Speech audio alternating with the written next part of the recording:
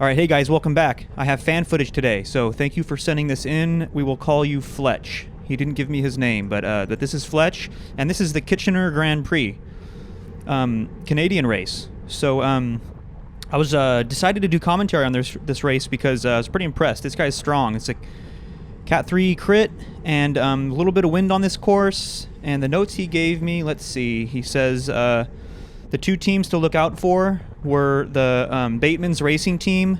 They are these guys in the black and orange kit with the orange POC helmets, and then also the University of Toronto road racing team, these guys with the UTRR on the bibs.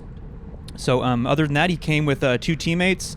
It's the Morning Glory Cycling Club. They are these guys right here with the white jersey, blue bottoms, and light blue stripe across the middle. So let's get into it, talk about how this race unfolds. All right, so right off the bat, we're just a couple minutes into this race, and you can see his teammate right here on the left goes on the attack. That's what I like about this guy. These guys go for it, and not only does he have one teammate attack into this left-hander, he has another teammate who goes with him, and they carry another couple riders along. So can't see it right now, but there's some separation going on, and Fletch here jumps in the wheels, and he does what a good teammate's supposed to do. He's going to get a draft. He's going to have no obligation to chase on the front, of course. He doesn't want to chase his teammates down.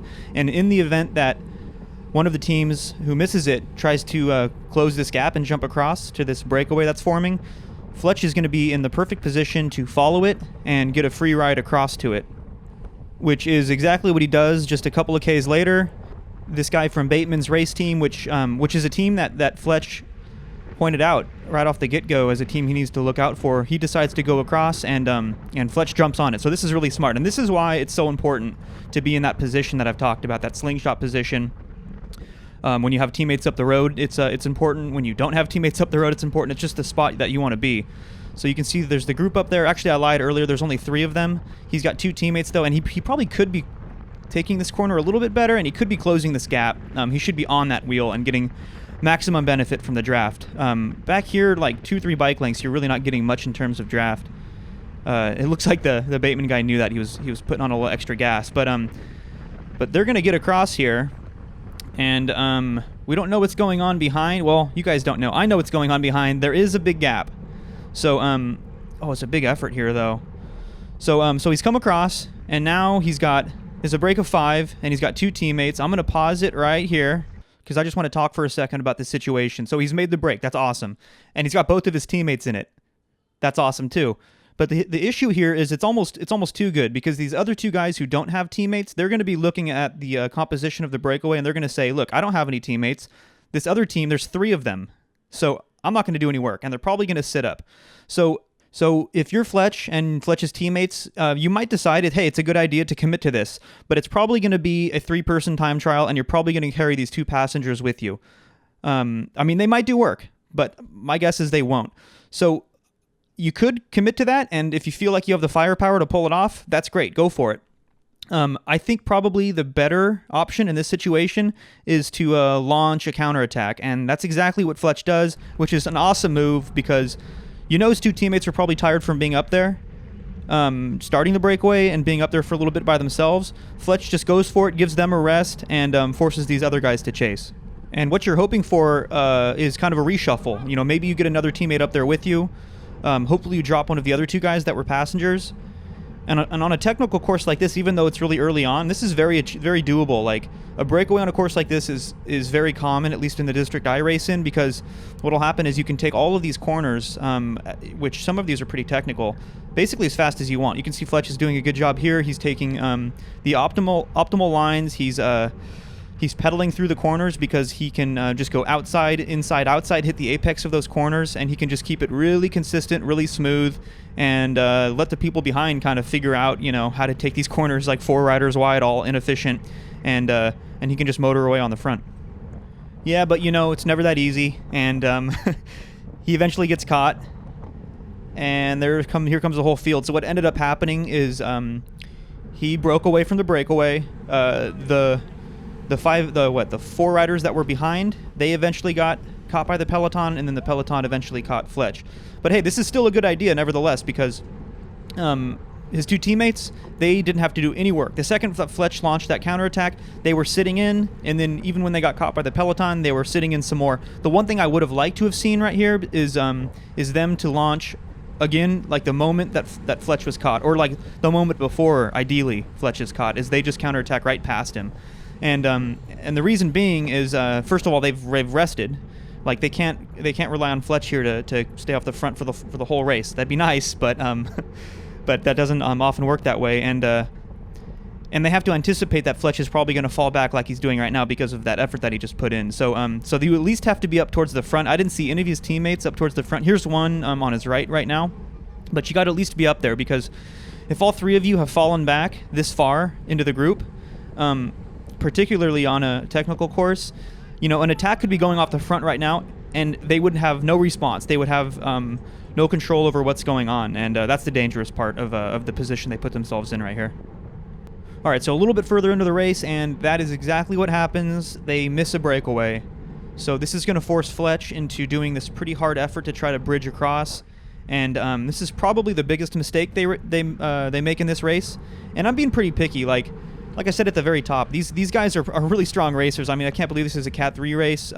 Maybe just the Canadians are better at racing than we are here in the States. But the one point of criticism I could say right here is obviously you don't want to miss a breakaway, but a team of three can't really expect them to respond to every single move.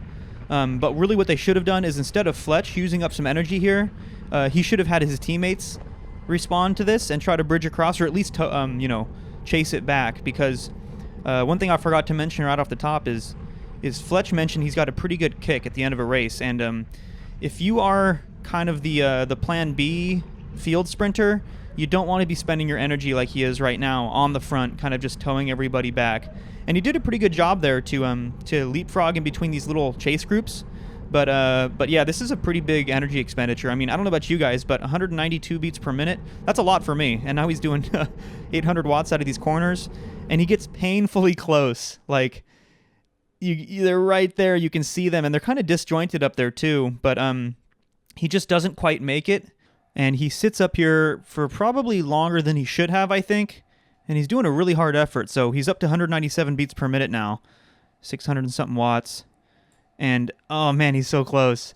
But I don't think he should have been up here doing such a hard effort. I think a teammate probably should have come across, or he should have elbowed somebody through. It's the last thing you want to do if you're trying to save your legs for the sprint. So fortunately, as he kind of gives up here and the gap starts to open up, somebody else comes across and closes the rest of it down for him, and it all comes back together. But it was at the expense of a pretty enormous amount of energy. And again, I'm not seeing any of his teammates up here, so they might be repeating that same mistake again. All right, here we are. It's all back together. 4 laps to go. It looks like it's coming down to a field sprint. It's time to move up. And at this point in the race, because Fletch is their field sprinter, his teammates should be bringing him up towards the front in their draft. And it looks like that's what they're doing here. They're organizing a little bit, and so he should be jumping on his teammate's wheel right here. So this is good. They're like maybe 10th wheel, 15th wheel, something like that. Still a little bit of ways to go, and he should. He's kind of losing his teammate's wheel. He should be on. Okay, this isn't so bad. He's kind of next to him. Again, it's this guy in the white kit right on his left right here. But he really should be just glued onto his teammate's wheel, because see, now you got to battle this other guy.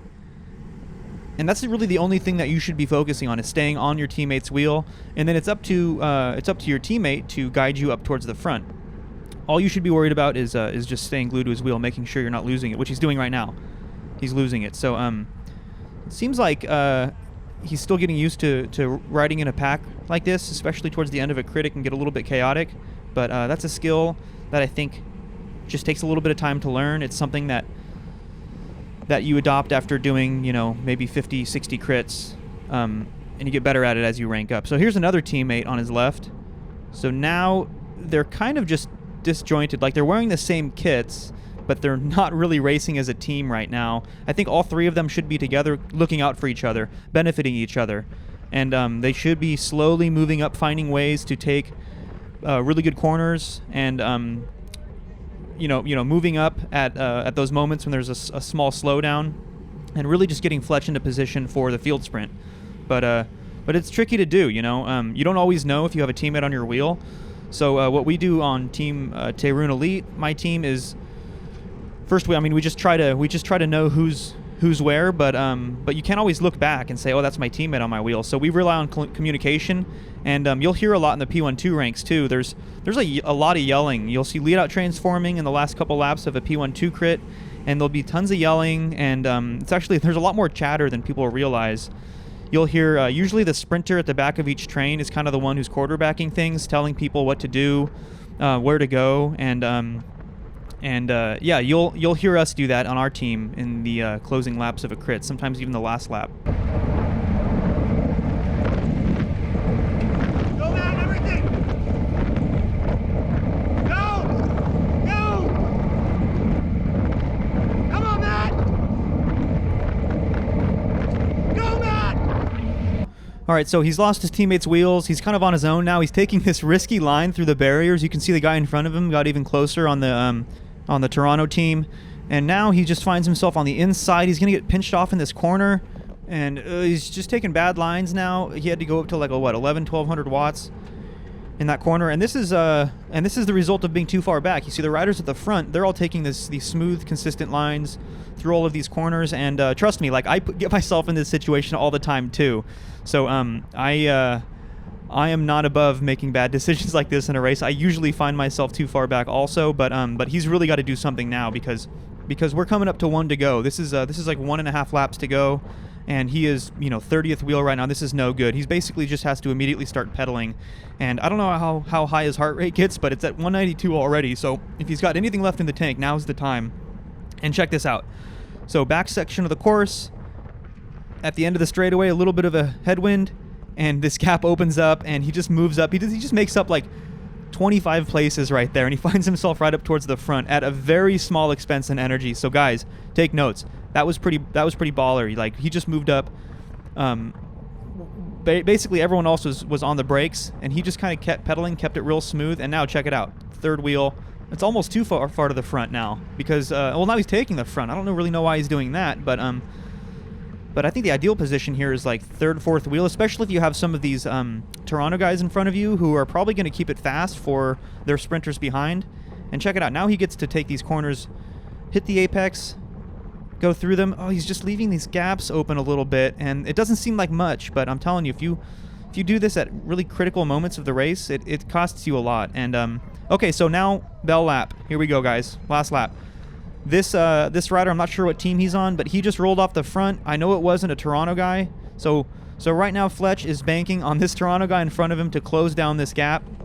And to be honest, I would let that rider on the right in the red right there, I wouldn't fight him. I would let that gap open and let this other rider shuffle in, because now he's just a little bit too far to the front. It's like he had one problem a minute ago where he's too far back. Now he's too far up to the front.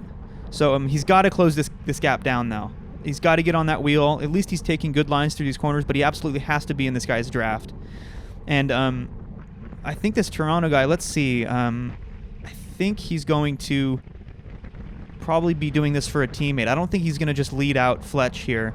He might be shutting it down here in a minute, but they're still doing the big effort. Oh, another big surge. Oh, now he looks back. Okay, so he looks back. Let's see what happens. So we only have a half a lap to go. And yeah, Fletch is a little sloppy here, letting gaps open up. And I would just counter immediately right here if I were Fletch.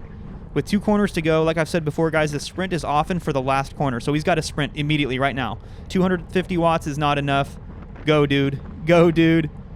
You have to go right now. And sure enough, here comes the counter because it's just not going fast enough. He has to sprint immediately. No, he's getting swarmed. 198 beats per minute maybe has something to do with it, but he's just getting absolutely swarmed. He just lost like 8 places into the last corner. Now, okay, still decent watts. He's got to sprint. He's got to go.